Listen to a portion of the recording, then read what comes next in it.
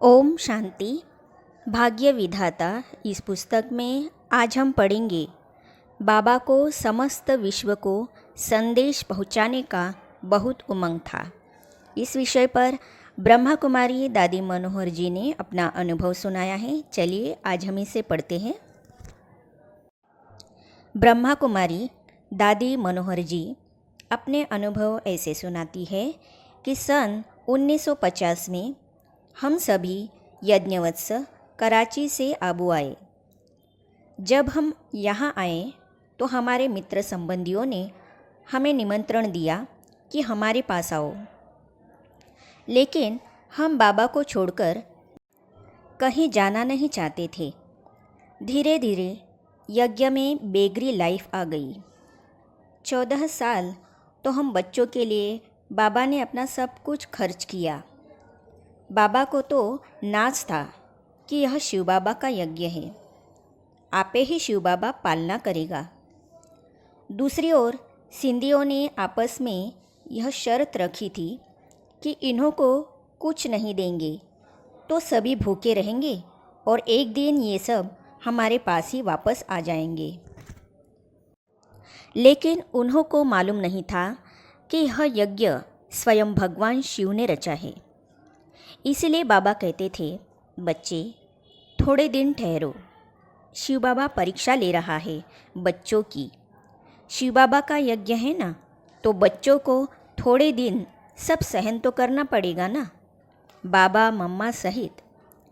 लेकिन उस समय शिव बाबा के अनेक चमत्कार देखने को मिले। बाबा सर्विस के लिए मुरली चलाते थे, हमारे में उमंग भरते थे और प्रेरणा देते थे कि तुम ज्ञान गंगा हो, तुम्हें जाकर सर्विस करनी चाहिए। गंगा तो बहती रहती है। एक बार ऐसी मुरली चलाई जो हमारे में भी उमंग आया और हमने सोचा कि बाबा ने कहा है तो हम ज़रूर सर्विस पर जाएंगे।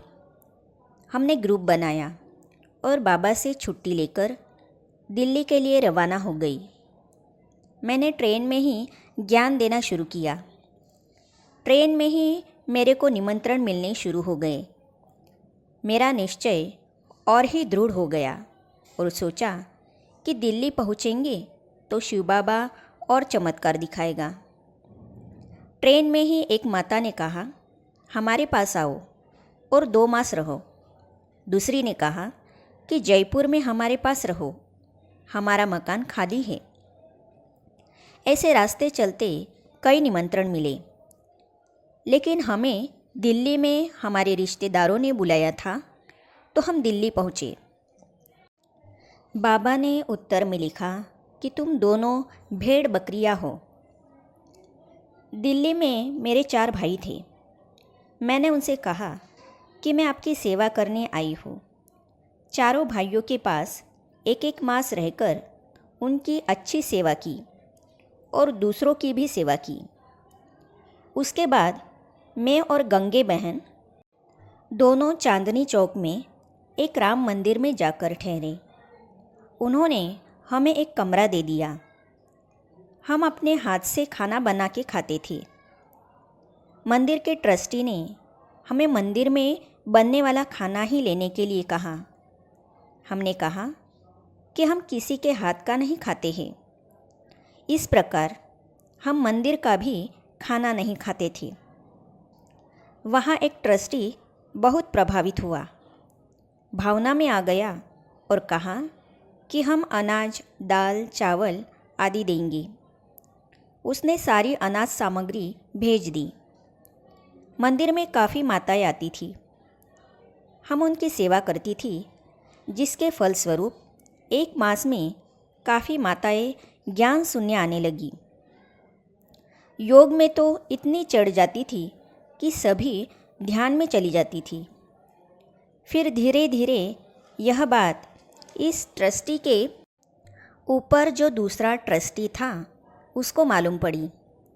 उसने हमें बुलाया और पूछा कि तुम क्या सिखाती हो, जो सभी माताएं कहती है कि हमने कृष्ण को देखा, स्वर्ग को देखा, विष्णु को देखा। हमें तुम बताओ कि तुम क्या करती हो। वह ट्रस्टी बड़ा पढ़ा लिखा और एक्टिव था। मैंने उसको बहुत समझाया कि हम तो कुछ नहीं करती है, सिर्फ ज्ञान और योग सिखाती है, लेकिन वह विश्वास करने के लिए तैयार नहीं था। मैंने झाड़ अर्थात कल्पवृक्ष का चित्र निकाला और दिखाकर उसको समझाने लगी, लेकिन उसकी नज़र चित्र के नीचे पड़ी। उसमें छोटे छोटे अक्षरों में लिखा था कि रामायण इज़ अ नॉवेल, अर्थात रामायण एक उपन्यास है। उसने वह पढ़ा और उसके मन में आग लग गई। वह गुस्से से बोला, तुम राम मंदिर में रहती हो, तुमको अनाज भी राम मंदिर से मिलता है और रहने के लिए कमरा भी राम मंदिर में मिला है। तुम्हारे चित्र में लिखा है रामायण इज़ अ नॉवेल। उसका गुस्सा बढ़ता गया। उसने बोला कि या तो यह लिखित निकालो या यह चित्र निकालो, या फिर तुम यहाँ से चली जाओ। मैंने सोचा कि बड़ी मुश्किल से सेवा करने के लिए जगह मिली है और अचानक यहाँ से कहाँ जाए। वह गुस्से से लाल लाल हो रहा था, तो हमने वह लिखत निकाल दी। फिर सारा समाचार बाबा को लिखा। बाबा ने उत्तर में लिखा कि तुम दोनों भेड़ बकरियां हो, क्योंकि तुमने अपने हाथों से भगवान के महावाक्य की चिटकी उतारी है। हमने बाबा को कई कारण बताए, लेकिन बाबा ने कारण नहीं सुना और उपरोक्त टाइटल दे दिया। हम जब भी आते थे तो बाबा बड़े प्यार से मुस्कुराकर कहते थे, मम्मा देखो, ये दोनों भेड़ बकरी आ गई। हम भी प्यार से स्वीकार कर लेते थे। अंदर से बाबा का रूहानी प्यार बहुत मिलता था। फिर तो मंदिर का भी समय पूरा हो गया। तुम देविया हो, तुम्हारे दर्शन के लिए भक्त आते रहेंगे। इस अनुभव को दादी मनोहर जी ने आगे जो लिखा है, इसे हम पढ़ेंगे अगली कड़ी में। तो हमारे साथ बने रहने के लिए और सभी वीडियो को देखने और पढ़ने के लिए इस चैनल को सब्सक्राइब करने के साथ ही साइड में जो बेल आइकॉन है उसे भी क्लिक कीजिए, ताकि आने वाली सभी वीडियो और अब तक की सारी वीडियो आप तक पहुंचती रहेगी।